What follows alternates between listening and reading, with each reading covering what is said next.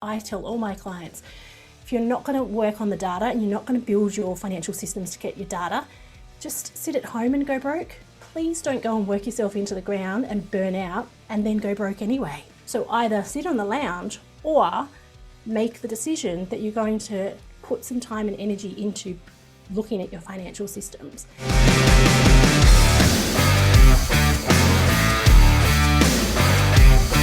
G'day guys, welcome back to another episode of Level Up. We've got Katie with us today from Profit First for Tradies, which is the Australian version of Profit First. How are you, Katie? Good, thank you. Thank you for having me. No worries. I'm definitely excited about this one because I think it's where so many builders and tradies fall over. We're very good at running business, or doing the building side of things and working outdoors and all those types of things, but when it comes to the business side of it, especially the numbers, generally the sort of hardest part for most people to get their head around. I know for me it took me a very long time to get my head in a position where I understood what everything meant and get to a point where we actually, the money's building up in the bank, not just coming in and going out the door again. Yes, it is super, super common. You're a published author, you've got your own podcast as well, but obviously numbers is your passion. Can you explain to us the Profit First thing, and what makes your version different to, because I know a lot of our listeners will know the Sean Van Dyke version, the Profit First for contractors, but I imagine yours is very tailored to suit the Australian trades industry. Yeah, exactly. So for those that don't know, Profit First is a way to manage your cash using multiple bank accounts in a really basic level. Mike McAllowitz wrote the original Profit First book and created the system. And then Sean is one of what we call a certified PFP, or a certified Profit First professional, which means that he's done all the training and the ongoing training to be able to teach and use Profit First, which is what I've also done. Sean's obviously based in America, so his is for contractors, which is what they call our kind of tradies. And it's American based and it is great. My version is specifically tailored to Australian businesses because clearly that's where I'm based.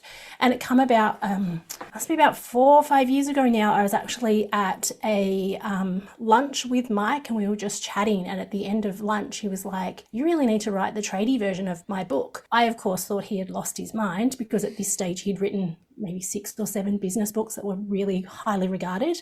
And then I looked at him and realized he was dead serious. And so I don't mind a challenge. And I am a numbers person. I've always worked in finance. That's my passion. So to write a book was definitely not something that I had thought about doing. But for me, not writing the book and not being able to help the tradies that I worked with, that was enough for me to figure it out and find the people and find the specialists who would help me do everything I needed to do to write the book, which is, it's been 3.5, it arrived on my doorstep just as we went into first lockdown. Yeah, so right. that was fun. So Try getting books to Western Australia in lockdown. I got them to England quicker than I got them to Western Australia. Yeah, so you've always been in the building industry. So you're an accountant? No, so I was a financial planner. So I actually wanted to be a motor mechanic. My dad was a mechanic. I grew up in sheds helping dad build bikes, boats, cars, whatever it was. I had my head in it. I love anything that goes fast with a motor. That's why and I actually wanted to. Not in the shed today. Yeah, I was like, damn, we're missing out on the shed. Sheds are like my happy place. I wanted to be a motor mechanic and I finished high school, and then I decided to go on an exchange year and went to America as an exchange student instead. And then when I come back, there wasn't really the opportunity, and I'm not super old, but when I was in high school, it wasn't really common for females to go and become motor mechanics. And I'd always been good at numbers. So I went into financial services, become a financial planner, become an auditor to financial planners. Loved it, and then had my kids and then just went, I don't want to go back to the corporate world. I thought I loved it. I didn't love it. And I have always grown up like as I said, my dad was a mechanic. If you look at our family tree, every male is a tradie of some description. I'm married to a carpenter. My in-laws have a building business. My brother's a landscaper. Everyone is a tradie.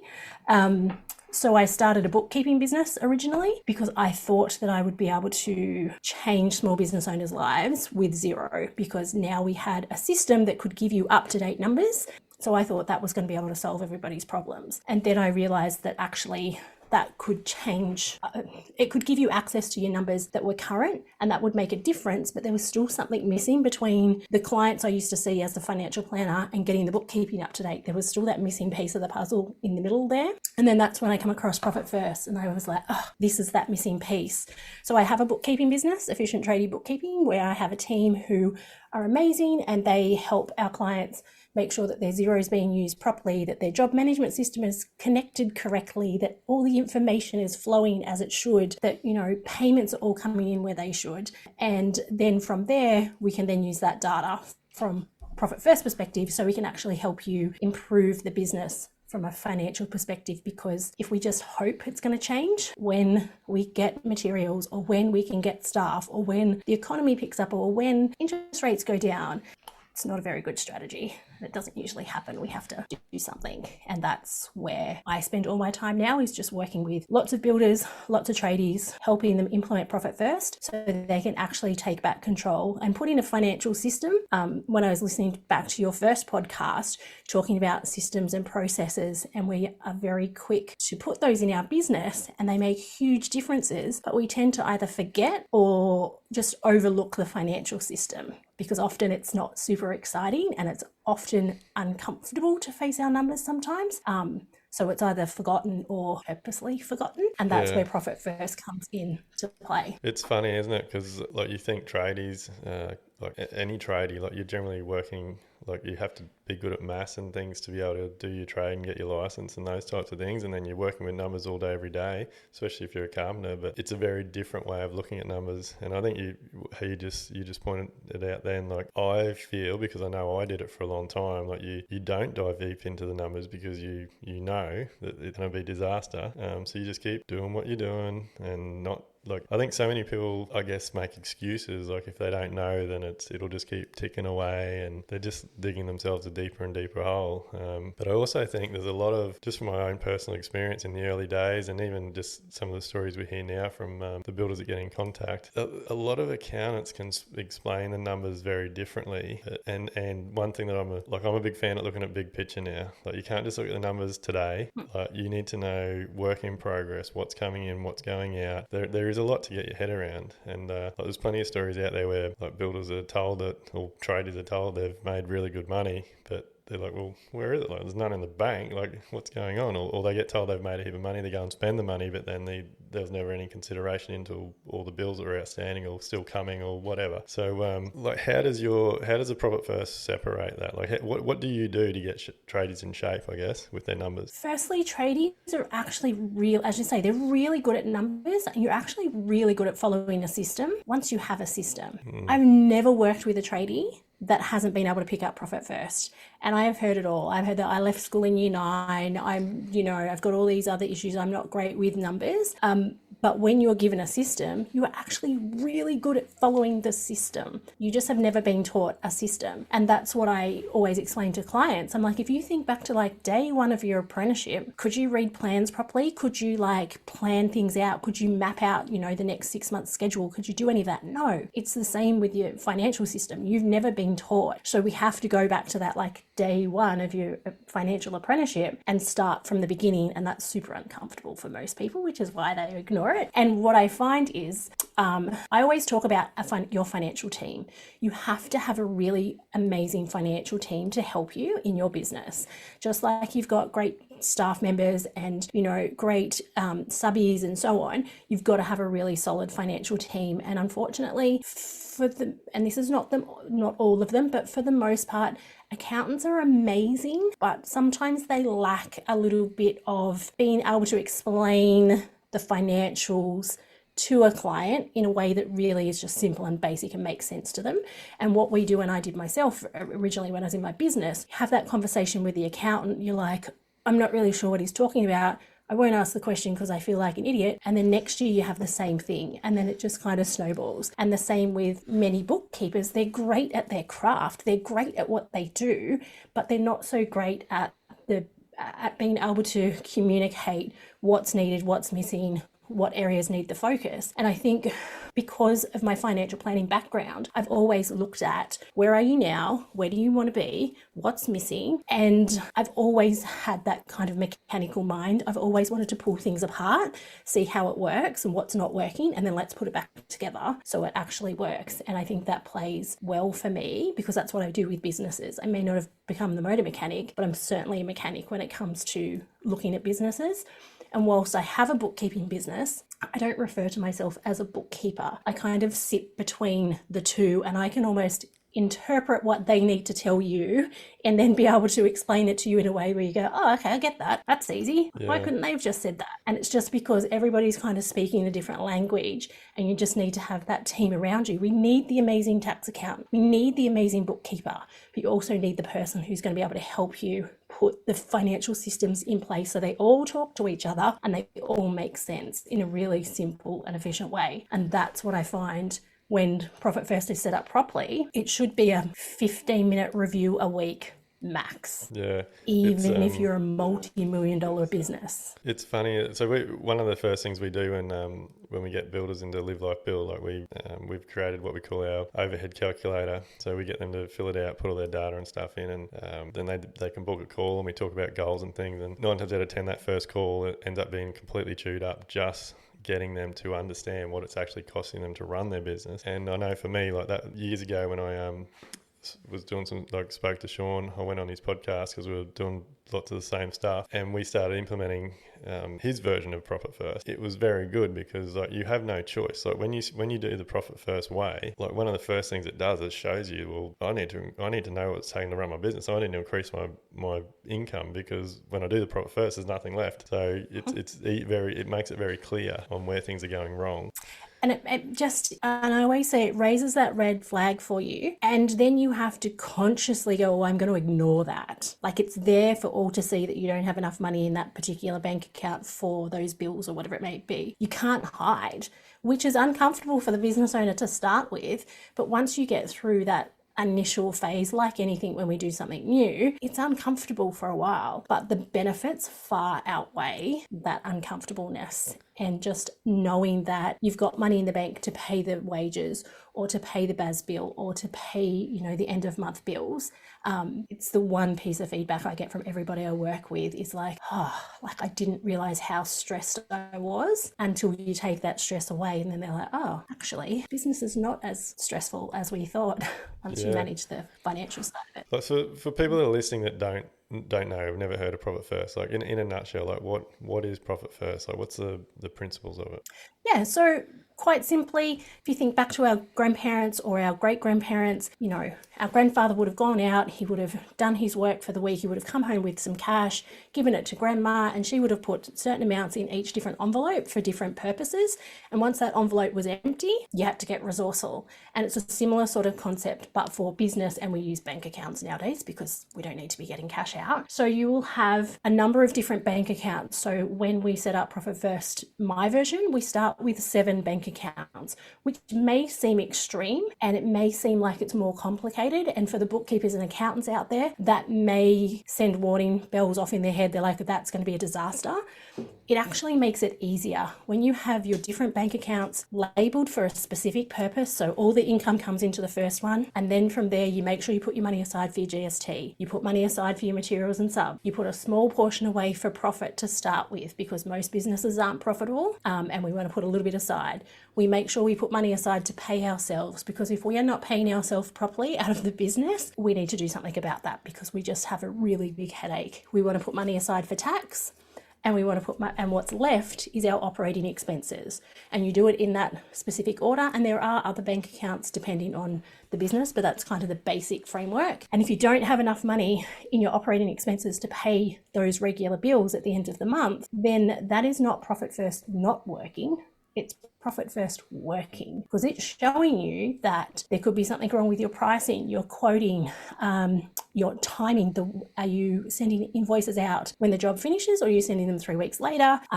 There's a whole range of things. Are your operating expenses just too high? Are your staffing expenses just too high? And by having the different bank accounts, it tells you where you need to look. Whatever bank account you don't have enough money in. And then he's like, okay, great. So for this one, then we'll look at this. So coming back to the expense review, the very first thing I do with all clients is do an expense review.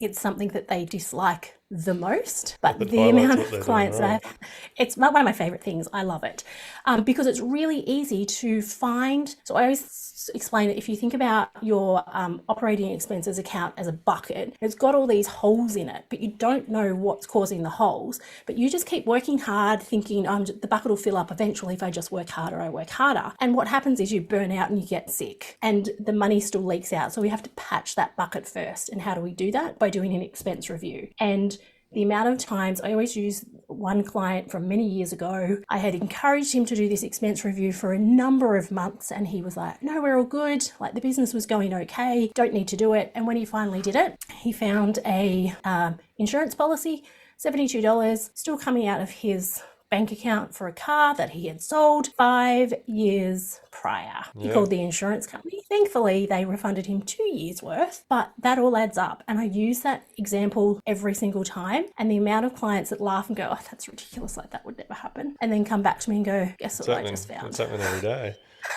I think... because we don't pay attention to it. Yeah, and I think you just touching on there, because I know I've been in this scenario, you have this process and it's setting up the 7 bank accounts and the success that can happen when you do that. But there will be a lot of tradies and builders and whatever out there going away and going, oh, I've set up all these bank accounts, and the first thing their account's going to say is, oh no, you don't need to do that. That's just going to take me more time and more effort. But reality is what you're doing is separating everything into these buckets so that everything becomes so much more clearer. But the other thing I like about it is, because again, we know from all the data and everything we collect in our Live Like Build business, I actually think I reckon the numbers would be over 90% of companies in the building industry are trading insolvent. And the sad part of that is, I know because we did it for a long time as well, people aren't getting paid. Like people are running these companies and they may as well shut up shop and go and work for someone else because they're not paying themselves. And I like to explain about you need to get into a mindset that you are an employee to your company and you need to be treated just like everybody else in the company, and you need to get paid for the role you play. And if your role is running a business that's turning over $2, $3, $4, $5 million and you have responsibility for that, you need to be paid sufficient amount of money to do that role. Because if you weren't doing it and you had to pay someone to do it, you'd be paying a lot of money. So treat yourself as an employee, and I guarantee you when you do that exercise and you get them all to set up their 7 bank accounts, there'd be very little money going into that well, I'm not sure, what do you call that account? The owner's salaries? So the owner's pay account is where most people just put what's left. Like, oh, next week, next month, we'll fix it up, and it doesn't happen. And going back to that question or that point about the multiple bank accounts and the accountant or the bookkeeper freaking out, yeah, they will freak out if they don't know the system. But again, when we set this up correctly, it literally will add 10 seconds to your bookkeeping each week. So if anybody is listening and they're doing Profit First and it's taking you more than 10 seconds to reconcile your transactions in Xero every week, you're doing it wrong. There's an easier, simpler way. And the other thing I say when clients have a conversation with me and they're like, come back and they're like, oh, our accountant doesn't think it's a good idea for us. I'm like, okay, cool. So what else did they suggest? And they're like, oh, they didn't. I'm like, okay, well, that's no solution. Like I'm happy for accountants who don't understand the process to not be as excited about it as I do. But if they don't understand it and they don't give you another solution, because this isn't the only way to manage your cash, it's just, I think, the better way to do it. But if they don't give you another solution, I would be not super excited about listening to anything they have to say. If they can't even be bothered to say, hey, actually, I don't think that's a good fit, but why don't you try this? Cool. But if they don't even have another option for you, it's time to find a new accountant. Because like you say, so many are trading insolvent. And what I see in my bookkeeping business this year is such an increase in businesses being run really poorly, but also getting really poor advice from their accountants and their bookkeepers. Now, again, like any group of people, there's good ones and there's bad ones, but we can no longer just think that our accountant or bookkeeper is going to give us the best advice. Again, they're very good at the technical side of what they do, but not everybody is excited about helping you grow your business or helping it become more profitable. They're just doing the do. So we can't rely on that. And I've seen a massive increase. Like, that's probably one of the biggest things that or one of the earliest things that I learned. Because I was brought, like most of the people, cousins, dad, like uncles, like most people in my family were tradies. Everyone. And even doing my apprenticeship, and you're continually seeing people doing things a certain way and hearing stories spoken about on job sites and lunchtimes and things. And so you start going down that path. And like, I know for multiple years, like I built a very successful carpentry business in my early 20s that had huge amounts of money coming through it. And I had no idea what I was doing. And I was dealing with the mate of a mate's bookkeeper and the mate of a mate's accountant.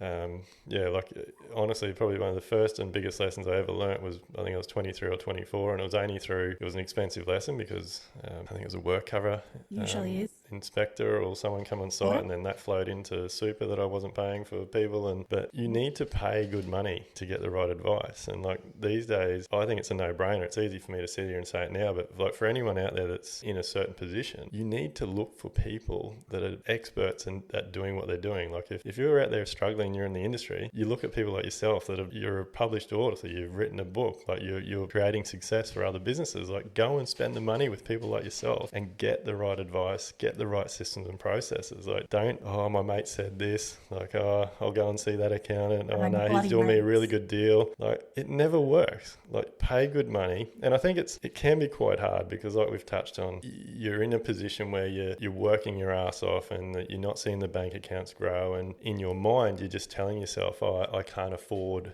the better accountant, or I can't afford the better bookkeeper, or whatever it may be. But I don't know, I struggle with this now because I think just do it, like spend the money. But like spend the money and you'll get the returns very, very quickly. And the thing I find is, from a lot of the I guess probably the biggest objection I get is, it's great, but I don't have the time right now. I'll come back to you. And those people always come back to me. And the very first thing they say to me is, I should have done it sooner. I should have done it when I first spoke to you. I'm like, I know that, but I can't make you do it earlier. Yeah. And I think, as you say, I always say to anyone I'm talking to, when you're talking about your financial team, ask yourself the question, do you love your accountant? Do you love your bookkeeper? And I ask that of anyone that I talk to. And it's always, I can tell what the response is going to be by the amount of time it takes them to respond to the question. The longer the time, the less they love their accountant. And we should love our financial team. We should be like, yes, like again, if we have to invest good money, that's great. But we have to be making sure that they're a good fit for us. And they might be a good fit for your mate, but they may not be a good fit for you. I say this to everybody. I'm like, I do things a very particular way. Particularly in our bookkeeping business, I'm really stringent on we must have proof of purchase for everything. So if you're the type of person who wants to put stuff through your account that shouldn't, you're not for us. There's plenty out there who will do that, but that's not for us, because I have again, coming back to those audits, I want to make sure that when our clients are audited, it's a stress-free process because we have proof of everything already in your Xero file. Same as doing Profit First. There's plenty of people who are certified to do Profit First, and a number of them who work with tradies. We all do things slightly different, and I'm not for everybody because again, I'm very, if we're going to do it, like let's get in and do this. Like we're not messing about, because I know the outcomes that you can have. So I don't let my clients, I'll do it next week or I'll do it next week. It's like, no. Like you said, we're going to do it this week. What do you need? What can I do to help you? Let's get it done. And that's perfectly okay. Not for everybody. I'm not for everybody. Yeah. And I think that's a really good suggestion, because that ultimately needs to be what you need to do for everything in your life. Like don't do things because your mate's doing it or your family's doing it. Like just find someone, and that's how we talk about our clients in our building business. Like we don't take on any job. We take on jobs where we fit with the client. Because if we don't fit with a client, I'm not going to butt my heads and like have a pain in my guts every time I need to talk to someone. And like you've got to find people that you gel with and connect with, and like we said, are doing good things in their field. Like you want someone that's passionate about what they do, that's going to get you the result. But I find I think it's funny you touched on the you want to know where everything comes from, because like that old school mentality of our industry where cash is king. I just think that's such an old school thing. Like you want, for me anyway, like you want to put everything through your business, like, and tax isn't a dirty word. Like if you're actually using the right bookkeeper, the right accountant, you do all the things properly, and there's ways of minimizing your tax and things, but it affects other parts of your business. is the strategy. This is what I see all the time. It's like people are like, oh, I don't want to pay tax. I don't want to pay tax. And then they want to go and buy an investment property or something and their income doesn't support it. And then they complain about it. It's like, Yeah. you can't have it both ways. It comes back to we should be having businesses that need to pay tax because that means we're actually profitable. If you are not paying tax year on year on year, you have a job with a hell of a lot of stress. Yeah. But again, you don't want to pay too much tax. You want to have a good tax accountant who is going to know what your goals are, not just now, but into the future as well, so that he can structure it in a way that is legal and that is going to give you the best outcomes. And the only way you can do that is by having your financial team who knows what you want, can help guide you if you're not really sure what you want, and to be able to ask the questions and answer those for you.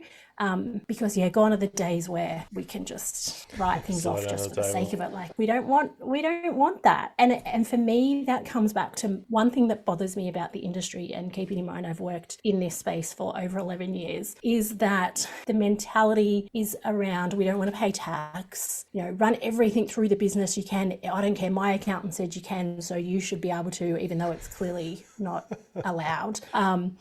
We've just got to work harder and harder and harder. And it's like, no, we are getting sicker, more injuries. The amount of clients again in this year that I have spoken to who have been on the verge, like there's been a number of times where I've had to say, hey, here's like the lifeline number. You really need to contact them. And I've seen a massive increase this year. And yes, there are a number of factors, but so much of it comes down to the financial side of things. Because as you said, you're really good at what you do. You're really good at their craft, but they just haven't ever been taught how to manage their money. Yeah. And if we can solve this problem, everything else becomes easier. They have a profitable business that has healthy and happy staff, which then have healthy and happy families.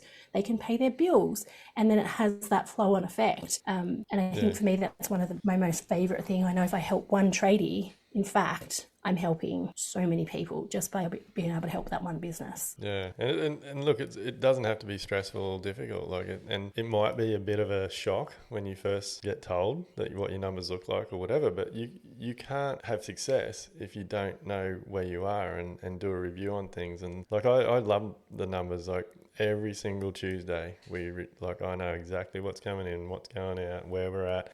We forecast everything. The data's huge. We can price our jobs accurately because we're tracking every single cost in the right allocations, all those things. And as you've said, once you get it set up, it's not hard. Things just go in their place. You enter the data in, and everything's good. Just keep flowing on. It gives you back control. Once you, if you remember back to when you were a little kid and you had a Band-Aid that you didn't want to take off because you knew it would hurt, and you mum or dad would come and rip it off. I use that same analogy. It's just rip the Band-Aid off, have a look and see exactly where your business is financially, because once we know exactly where it is, then we can start fixing it. Until we actually get really, really honest with everything. And I've seen it all. There's nothing that surprises me anymore. But until we actually have a look at it and go, okay, right, so this is the priority. We need to get this solved first, and then this one, and then this one. And just give the tradie a bit of a guideline. We're not going to wave a magic wand and it's going to be fixed overnight. And some businesses I've worked with, they've had hundreds of thousands of dollars of ATO debt. And just by being able to map it out, they've been able to pay off that debt, continue to trade, make enough money to still live, pay bills, pay off the debt. And once that debt's paid off, there's spare money for them. But you have to be willing to go, I need help. I know it's going to be uncomfortable, but let's dive in. And when you have the right support around you, it makes that process much, much easier. What's your thoughts on ignoring it is not going to solve the problem. No, definitely. But everyone just sticks their head in the sand. What's your thoughts? I have a laugh every time it comes to the end of financial year and all the ads on the radio and stuff are spend money now, save on tax. But you've actually got to have the money to be able to spend it. So so many people just are in the mindset if I spend $4,000, I'm going to save $2,000. But you've got to spend 4 to save the 2. So it's So every year all my clients will get an email around May saying, do not spend any money unless you absolutely need it. I'm happy for my clients to spend money. I don't like the word budget, frugal, tight. That's not how I roll. When I talk about doing an expense review, it's so that you can spend money on the things you want to spend money on. I don't believe that you should have to scrape and be stingy on every little thing. And that comes again with all the advertising that happens at the end of the financial year. Get the Makita pack or the Milwaukee pack. And I'm how many bits and pieces do you need? No, if you need it, go and buy it. But if you don't, because again, it gives you that false sense of, if I spend this 4, I'm going to get a little bit back, but you didn't really have the 4 to spend, and then it just compounds and makes it worse. And we don't realize how bad that small expense then flows on. But No, all my clients were like... Tradies are definitely good at spending money. They all got the new dual cabs and new $30,000 tool trials and things. Hey, and this is what I say as well, though. Like, if you want to have a fancy car or a boat or whatever it is, like, cool, I'm the first one to be the cheerleader for that. But we have to make sure that the business can afford it and that you can afford it. I've got so many clients who want particular types of cars, and I love a good car. So I'm like, right, what are we getting? What do we need? And then we put a plan in place. Okay, you can't afford it now, but you're going to be able to afford it in 3 months time, 6 months time, 12 months time, if you start doing this. And then we've got a goal in place, we've got a plan, and then we start doing it. Because I don't think we should do without, but we need to make sure that we plan for it so that something else isn't going without just because we want a fancy car. I liked you touched on it before we started recording today, that like when people come to you, it's tailored to them. Like, even if you have 2 builders, same business and those types of things, like you actually deep dive into their business, their wants, their goals and all those types of things, and you tailor your profit first process to suit every single individual. Yeah, because everybody is different, and for me it's about long-term change. And if I just said, this is profit first, this is the framework, and everybody gets it the same, we're not going to have the lasting effect. We're going to have some change and it's going to last a little while, but just as humans, we're not going to stick to it. Also, that's very boring from my side of things, and I don't like to be bored.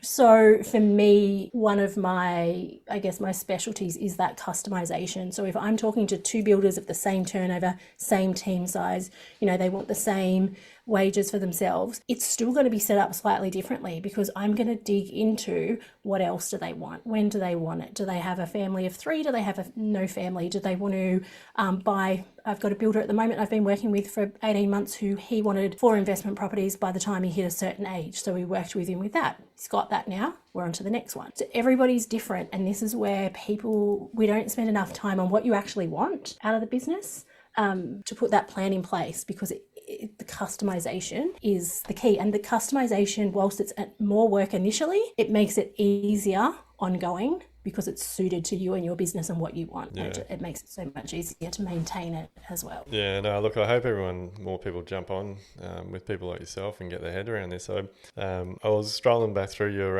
Instagram just to get some notes for today, and there was a few things on there that really stood out for me that I'd like to jump into. You had a blog post on there that ties in with what we're talking about, and it was called From Burnout to Breakthrough, Mastering Efficiencies with Profit First for Tradies. Can we dive into that a little bit? Yeah, sure. As I said, I'm seeing more and more tradies who are burning out, getting sick, and that doesn't end well for anyone. It doesn't end well for the tradie, the business, the team, the family, and as we say, it has that flow-on effect.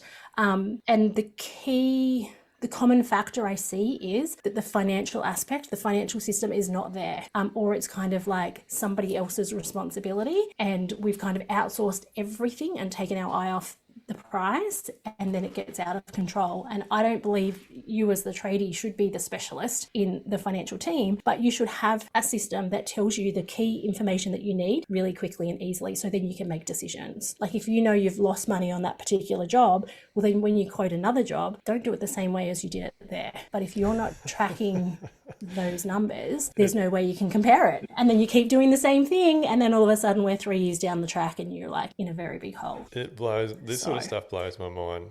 Like I said, we love the data, but I can tell from some of the trades that do work for us, and you see the fluctuation in their pricing from job to job. And I often have conversations. I'm like, mate, do you even track anything? Like, do you know how many hours you spent on that last job that you did for us? Like, how can you know that you're going to be profitable on the next job you do for me if you don't know if you're profitable on the last one? And it's funny, like so many traders. I actually have a couple of old school traders, and I think a lot of the industry is like this, and they price the job on how many days they think that it's going to take them to do the job. And so they do the old 1, 2, 3, 4 cross, 1, 2, 3, 4 cross, like, oh, it's going to take me 15 days, and I'm $600 a day, so that's the cost of the job. And there's nothing in that. Like, you're always going to go backwards or hit walls and have problems if that's the type of way that you're running a business. Like, data is key, isn't it, to being successful? Absolutely. And if you're not a numbers person, that can feel overwhelming. I always say to my clients, even if we think back 10, 15 years ago, we didn't have the apps and the programs and the zeros and all those to be able to capture this information that we do now. Yet we're still working like we don't have access to those tools. It's like it's like digging the foundations out of a house with a shovel. Like, we're not doing that anymore.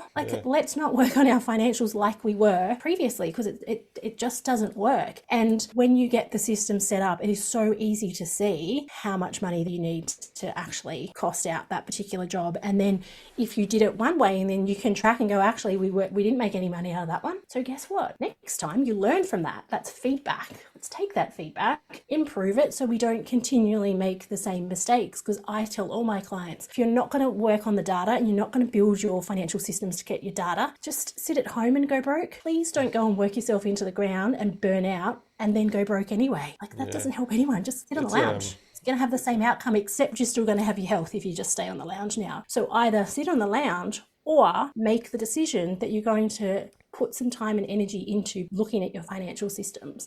And you don't have to dive in and spend heaps of money with somebody like myself straight away. All of us have so many free resources, podcasts. You reach out and have a chat. There's so many things you can do. For me, it's about education. My goal with every person I talk to is to leave them more educated about numbers than what they came to me with. And if that means they're a client, great. If that means they don't become a client, at least I know I've done my little bit to help them take the next step. But we can't just ignore the data anymore.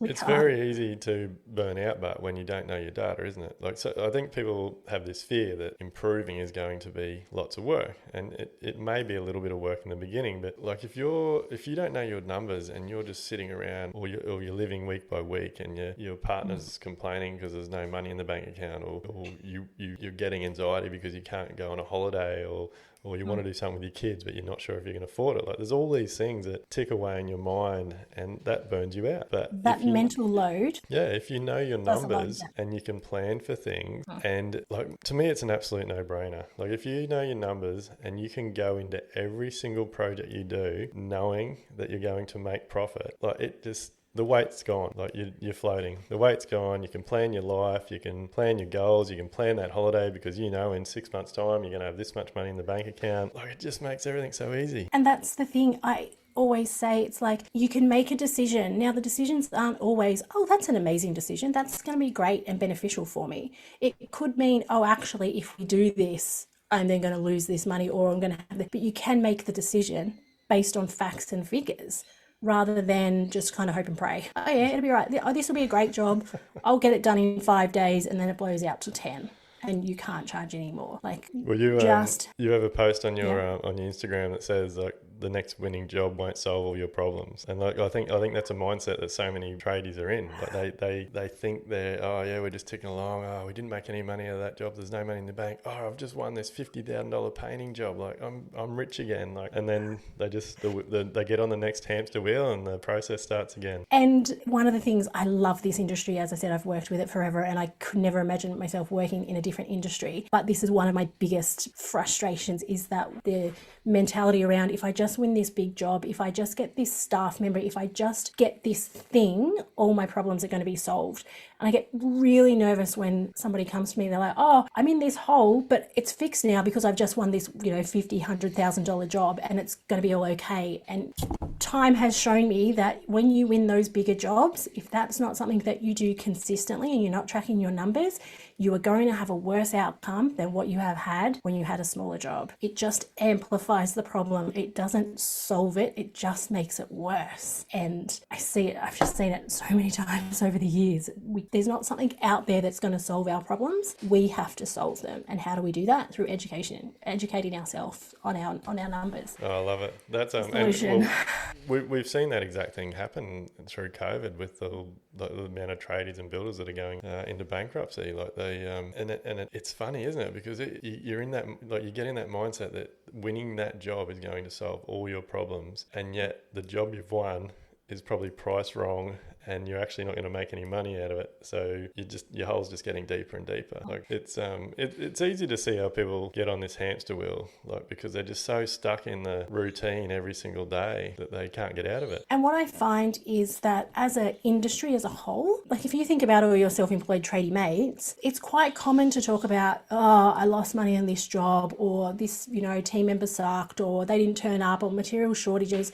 That's all really normal. And what I find, because of that, when that happens to us, we just go, oh, this is normal. Yeah. This is just what's going to happen. And we just take it as that's the only option that we've got. Instead, I say to my clients, I want you to be the guy at the barbecue when all your mates are talking about this stuff. You can go, oh, actually, I've got money in the bank, paid all my bills, everything's up to date, things are actually good. I'm like, I want you to be that guy. And I said, and know that you will probably get hassled for being that person, because as Aussies we like to make sure that we don't have anybody doing better than the rest, but I don't want you to have to say it in a way that you're smug about it, but just that you've taken the time to do the work and invest in yourself, and not just do what we've always done. That is not going to get us anywhere except injury, illness, and burnout. I love that, and you're 100% right. Like everyone just thinks that that's the way the industry operates, and it is what it is. And and if you listen to the podcast, you would have heard me say it all the time. Like, the amount of people that said to me in my early days of trying to try and improve it, mate, harden up. That's just the way the industry is. And last year, I got I don't know how I got tied up in it, but I ended up in this messaging group of builders that on Friday afternoon they would just send a message out just saying, hey, whatever the group was called, hope everyone's had a cracking week, blah blah blah. And like, these builders thought they were doing a good thing, and they were checking on each other. But then the messages would be like, oh, I've had a shit week this week, their clients ripped me off, or the client's not paying, like, has told me they're not going to pay me. Like, there's all these just stories, and I just got shit. Like, the shits was seeing it come through all the time, and I ended up having to delete myself from the group. But it's the same in some conversations I have now. Like, and I like that you pointed it out, and like, it's okay to put your hand up and say, well, yeah, I'm doing really well. Like, because I get builders quite often say to me, again, call or whatever, and they'll have a whinge that a client hasn't paid their final invoice, and they've had to go to a lawyer, and now it's going to cost them a certain amount of money. And they'll say, well, that's just how it is. And I'll say, well, no, it's not. Our clients are fantastic. Like, yeah, we pay our bills on time. Like, some clients pay me like within half an hour of us sending a bill. Like, it's fantastic. And look, I don't do that because I don't want to rub it in their face, but it's possible. Yeah, and so how I think about it and how I explain it to my clients, because again, culturally, for us Aussies, it's really difficult to say, and even myself with my own businesses, it's even difficult for us to say, actually, we're doing okay. And so how I kind of get my clients to reframe it is, rather than being like trying to think of it like you're doing really well and you're rubbing their face in it, you can give those mates of yours an opportunity to see what you're doing and be like, hey, like, this is what I did. Now, you don't have to sit down there and lecture them for an hour about everything you've done, but you'd be like, oh, hey, like, I read Profit First, or I like have listened to this podcast, or like, you can just drop little things in and just help them open their minds up to something that they don't know exists. They just think that this is what the industry is like, and this is how it is, and we should have, complaining clients and those who don't pay us and all that type of thing. But it can be different. So if we can just take the opportunity to just help educate them as well, without bombarding them and making them feel like shit, really, we can slowly change the industry, is my hope. Well, that's what we're doing now. We're leveling it up. We're raising the bar. Like, it must be very rewarding for you to see clients come in and not be in the best position, and then like seeing them improve. And like, obviously, because it's not just like everything I'm doing, it's not just about making them a better, like for you, I'm sure it's the same. Like, you're not just making them a better business. Like, you would be you're changing people's lives. Yeah. And so my parents had a business for pretty much my entire childhood. I actually swore black and blue I'd never work for myself. I mean, I had a great childhood, but I never had mum and dad together. In 12 years, we went on one holiday for 1 week together because of the business. So I swore I would never ever work for myself. That's just what we're talking about. That's just what we're talking about. Like, you were stuck, like you thought that was the norm. That's what I thought was it. And I was like, I'm not having that. And then that's when I went into corporate, become a financial planner, and I was going to change self-employed people's lives that way, because I was going to help them invest the money from their businesses. And then I realized they were working their butts off and they had no money. And then that's how I come to the bookkeeping part of it, and then finally to the profit first. And it's just, for me, it's really important to be able to show people that there is a different way, and we don't have to just keep doing what we've done. And the changes I see, like making more money is great. That's wonderful. Everybody loves that. But for me, it's about them being able to have time off and go away with their kids. Them being able to have a Friday. Like I've got a builder client who was in a world of trouble when we started working together. By the time we'd finished, he starts at like 11 o'clock on a Friday because he takes his kids to swimming lessons and he just has a half day. Like he was working like 50, 60 hour weeks when we started. They're the things that I love, that you can't put a price on those. Being able to take time out of work because you need to go and help an older relative who's fallen sick, or, you know, all of those things that aren't really dollar related, but just to be able to have that time to know your business is still going to run and you're able to do those other things, that they're the best. That's the best part of it for me. Yeah, I'm the same. Everything I'm doing is nothing to do with the dollars. It's just being able to tell, like, hear people say that you've saved their business or you've saved their life or you've saved their family. Like for me, that's a big one. Like everything I do for me is about getting more time with my wife and my girls, and like being able to help other people do that. That's enough for me. Like if that's all I ever get shown, that's all I need. The other thing I saw on your Instagram page was you have a 7-step guide to help trades businesses cut their expenses by 10%. I'm pretty keen to hear what your suggestions are for this. As I mentioned, this is my favorite step to do, least favorite for my clients. It's actually really, I've never worked with a client who I haven't been able to do an expense review on and find at least 10% savings. Never, ever, ever. Whether they've been one-man bands or they've had 20 staff. I've never done this process with them and not found at least 10%. Most often it's higher than that. And it really is nothing groundbreaking. We look at the last 12 months worth of transactions. We go through it, not super exciting. Line by line. I do it in a spreadsheet now, so I can sort it all via description. So we're looking at everything in chunks because I like it to be simpler and more efficient. And then we just go through and it's like, right, do we actually need that expense? Can we get rid of it, or can we get a better deal for it? And just categorizing in those 3 ways. And red is obviously we don't need, and we're not going to spend money on that for the next 12 months. It's really, really simple. Like the insurance example I gave before, so many things just slip under the radar, particularly now as well with subscriptions. You know, you would have signed up for something, you did the trial, and then you don't use it anymore and you forget about it. And then all of a sudden 50, 100, 150 is coming out once a month, or sometimes like Adobe's good for the once a year ones. And then you forget about it, then it comes out, then you're like, oh, I'll do something about that. Then you don't. It's just about spending time, literally half an hour and we can do it. It's not, as I said, people don't like bash on my door to be excited to do that with me until we do it the first time, and then they're like, oh, okay, great, because that money that we save can then be spent on something that's more important to them. It might be paying bills, it might be paying down debt, it might be actually paying them a wage, whatever it is. But that's the very first thing that I start with all clients. Yeah, no, it's well, like when you do it as much as you do, it's a no-brainer, eh? But like something as simple as that, like that money that you save could pay the fees for them to get you to do the thing. So and that is an extremely good point, because that is exactly what I say to my clients. I'm like, I guarantee you when you work with me that in that one step alone, we're going to find at least the investment you're making in me in that first step. So you can tick that out off your brain, like checklist in your head, and then everything else we do is a bonus. And then you can focus, because for me, as I said, education is important for my clients, but also for me. I have my own business coach. I have a profit first mentor. I'm always investing in my own skills to make sure that I can do better for my clients. And I know something's a great investment and it's going to up level my skills.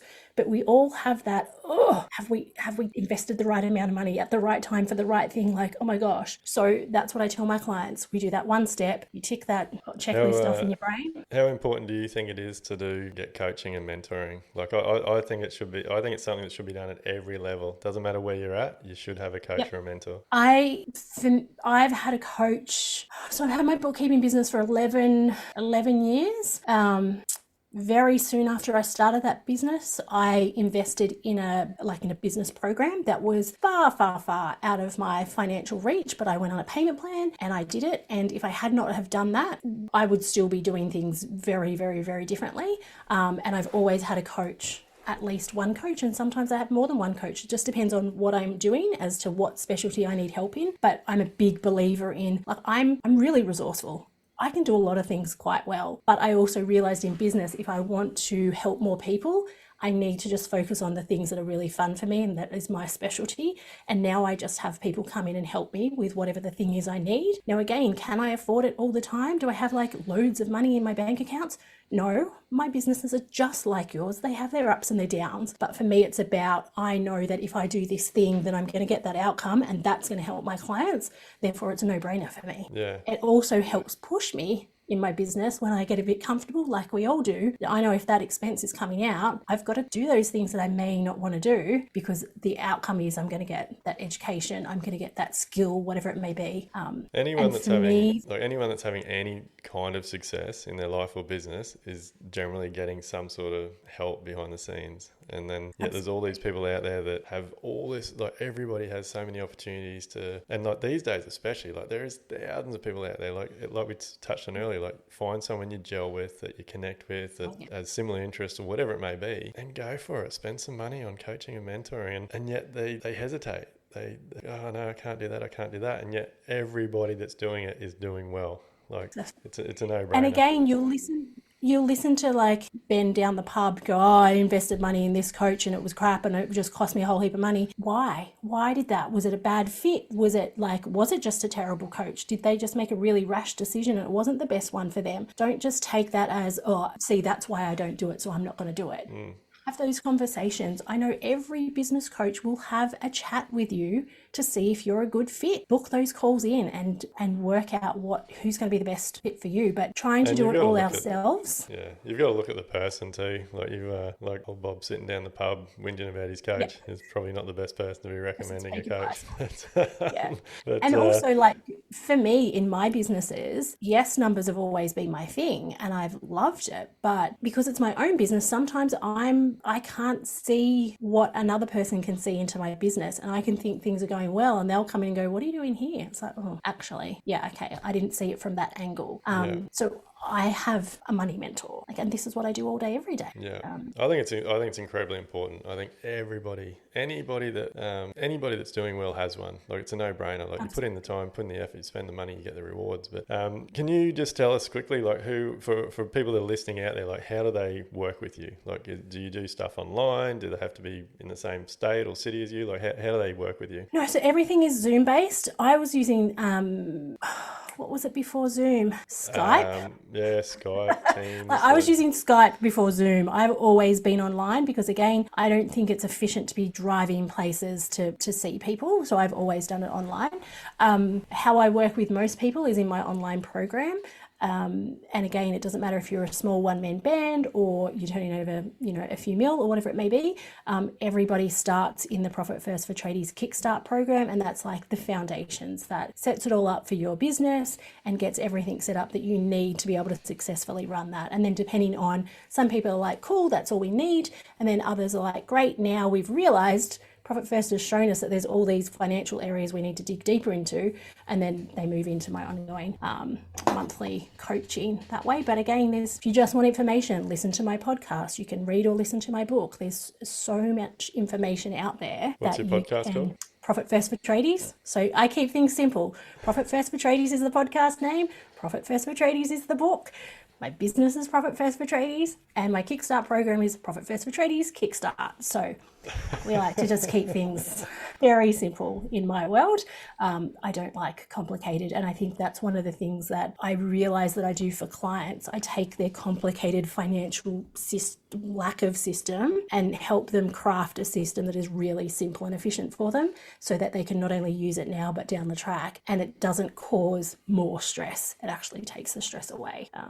So I always joke, if there's 3 steps, we have 3 steps. I'm not giving you 5 steps if we can have 3. Like, let's just make it as concise as possible. Well, I think everyone should go and type in Profit First for Tradies and see what comes up and get on board. Before we get out of here, I'm keen to ask you, you've got, it looks like an EH or something there behind you. Yes. What's the deal? So EHs are my all-time favourite car. I have owned 3 of them over the years. It was my very first car. It's only been the last couple of years that I haven't had one. And there was a definite grieving process when the last one went. And I look forward to the day to be able to buy another one. Yeah, awesome. I always joke that if I win the lottery, I will just go and buy a bunch of EHs. That will be the very first thing I'll do. Then I'll worry about where to put them. So yeah. No, I think I don't know. I think it's a healthy habit, mucking around with old Aussie muscle cars and things like that. So it's good to see. And then, like, as I said, like my dad was a mechanic. I always had my head in a boat or a car or a bike or something. So it's sheds are my favourite place to be. Yeah, actually, Shay had some notes here. One I left out at the beginning. He said you're into speedboats. Yeah, so I live on the Hawkesbury River. Grew up on the Hawkesbury River at Lower Portland, and live not far from there now. And so it's renowned for its circuit boat racing, which all family and friends have always been involved in. And I've been the secretary of our local powerboat club for 15 years now. So yeah, awesome. Is that where they do the Is that where they do the Southern 80? So the Southern 80's down the New South Wales Victoria border, and they do ski racing. So they do ski racing on the Hawkesbury River as well. But circuit racing is just boat and person, no skiers.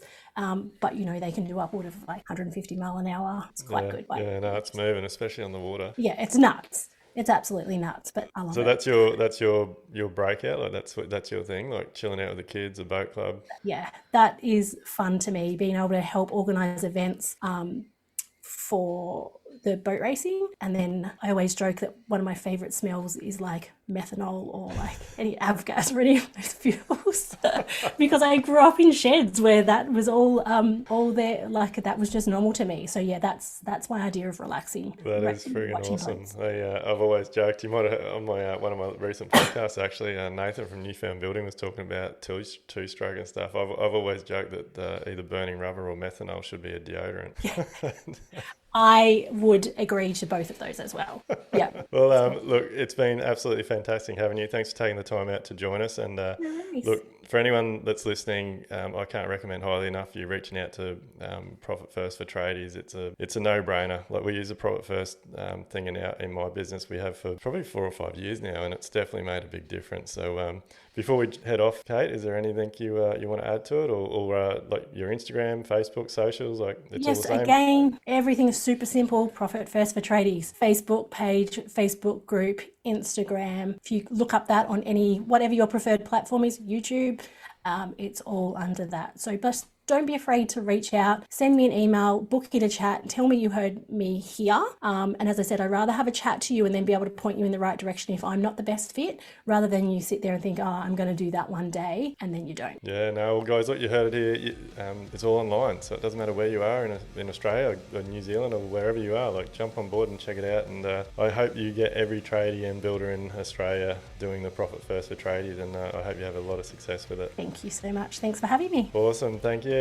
Are you ready to build smarter, live better, and enjoy life? Then head over to livelikebuild.com/elevate to get started.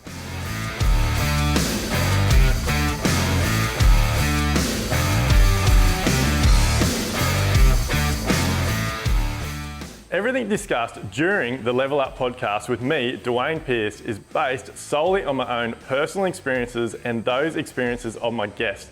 The information, opinions, and recommendations presented in this podcast are for general information only, and any reliance on the information provided in this podcast is done at your own risk.